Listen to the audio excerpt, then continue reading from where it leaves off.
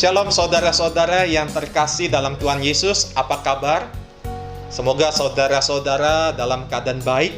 Dan bagi saudara-saudara yang saat ini sedang sakit, kiranya boleh berproses di dalam pemulihan yang Tuhan nyatakan bagi saudara.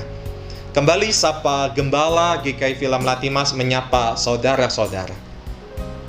Perenungan firman Tuhan pada saat ini menurut Ibrani 10 ayat 24 dan 25.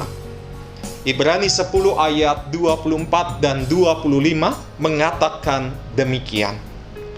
Dan marilah kita saling memperhatikan, supaya kita saling mendorong dalam kasih dan dalam pekerjaan baik. Janganlah kita menjauhkan diri dari pertemuan-pertemuan ibadah kita, seperti dibiasakan oleh beberapa orang. Tetapi marilah kita saling menasihati dan semakin giat melakukannya menjelang hari Tuhan yang mendekat. Saudara-saudara, cukupkah kekuatan kita untuk menghadapi berbagai persoalan, berbagai masalah hidup dengan sendirian? Mungkin untuk sementara kita bisa berkata, ya cukup saya bisa mengatasi masalah saya. Tetapi untuk jangka waktu yang lama, tentunya akan sangat sulit kalau kita hanya sendirian menghadapi persoalan-persoalan hidup ini. Dan Tuhan pun tidak pernah menciptakan manusia sebagai makhluk individualis. Tuhan menciptakan manusia sebagai makhluk sosial yang harus saling terhubung satu dengan yang lain dan juga terintegrasi agar manusia dapat terus berjalan ke arah yang lebih baik. Saudara-saudara, ada saat ketika kita akan tahu bahwa kita butuh orang lain supaya kita bisa tetap bertahan di dalam kehidupan ini. Lingkungan yang sulit, keadaan yang saat ini sangat menakutkan dan mengkhawatirkan akan membuat kita semakin lama akan semakin lemah. Di saat seperti itulah kita butuh teman-teman, kita butuh orang lain yang sanggup menguatkan kita, yang sanggup meneguhkan iman percaya kita, yang sanggup mengingatkan kita, bahkan yang sanggup menolong kita. Ada waktu kita butuh dikuatkan, tetapi sebaliknya ada saat ketika kita juga bisa menguatkan orang lain. Tidak ada manusia yang sempurna, 100% kuat dan sanggup mengatasi segalanya dengan sendirian. Saudara-saudara, bayangkan kalau kita tidak memiliki teman-teman yang bisa saling mendukung, yang bisa saling menasihati, yang bisa saling memberi kekuatan satu dengan yang lain. Tentu saja kita akan jauh lebih kuat menghadapi segala situasi dan kondisi yang hadir di dalam kehidupan kita ketika ada orang-orang yang memberikan kita semangat dan juga dukungan di dalam kehidupan ini. Tidak ada satupun orang yang sanggup bertumbuh sendirian. Inilah yang diingatkan oleh Paulus di dalam perenungan firman Tuhan pada saat ini. Dan marilah kita saling memperhatikan supaya kita saling mendorong dalam kasih dan dalam pekerjaan baik.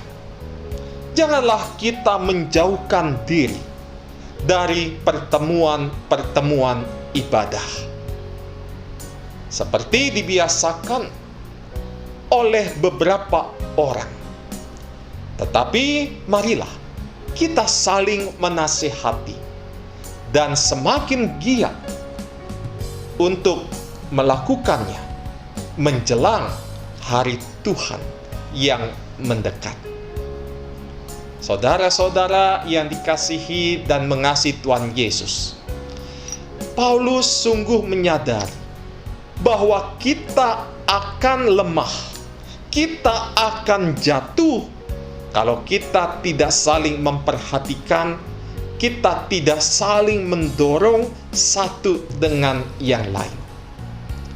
Pertemuan-pertemuan ibadah janganlah hanya berpusat pada diri kita sendiri, tetapi ibadah yang sejati adalah kita mau peduli kepada orang-orang yang ada di sekitar kita, khususnya di dalam persekutuan kita sebagai anggota tubuh Kristus.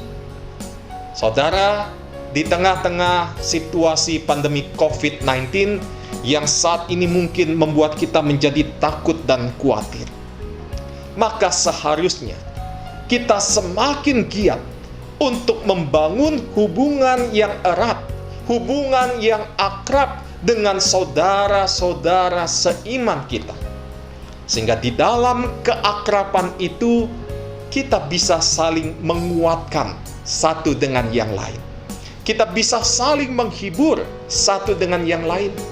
Dan kita bisa saling mendoakan satu dengan yang lain. Berkali-kali Alkitab mengisyaratkan agar kita bekerja sama satu dengan yang lain untuk mencapai satu tujuan bersama. Lihatlah sebuah contoh ketika ada orang lumpuh yang ingin menjumpai Yesus di Kapernaum.